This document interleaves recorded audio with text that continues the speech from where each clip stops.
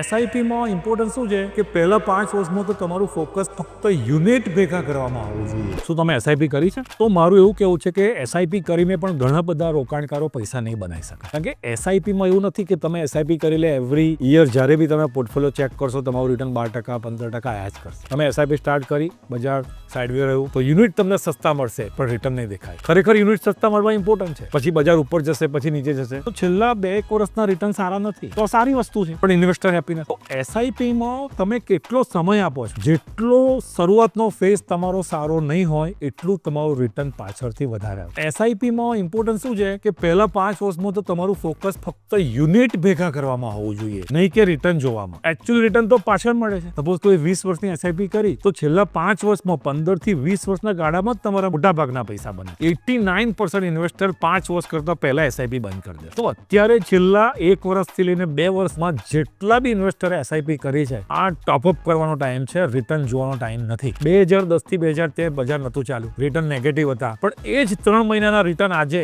10x 14x થયા છે. 2018 થી 20 બજાર નતું ચાલ્યું, એના રિટર્ન આજે એક્સ્ટ્રાઓર્ડિનરી છે. તો એસઆઈપીમાં તમારે કન્ટિન્યુઅસ રિટર્ન મળશે એવું પોસિબલ નથી, અને તમારા પોર્ટફોલિયોમાં એક જ ફંડ એવું હશે કે જે વધારે નેગેટિવ હશે. તો ફંડની સાયકલ પ્રમાણે દરેક ફંડના return time to time change થશે. તો શું તમે ખરેખર એસઆઈપી થી પૈસા બનાવવા માંગો છો? તો સ્ટે ઇન્વેસ્ટેડ, પેશન્સ રાખો. Actually equity investment boring investment. પીપીએફમાં કેમ પૈસા બને છે? કારણ કે તમે 15 વર્ષનો સમય આપો છો. મ્યુચ્યુઅલ ફંડમાં એસઆઈપીમાં 15 વર્ષ આપો, વેલ્થ બનવાની જ છે. ફોલો કરો અમને, finance with Mukesh. Thank you very much.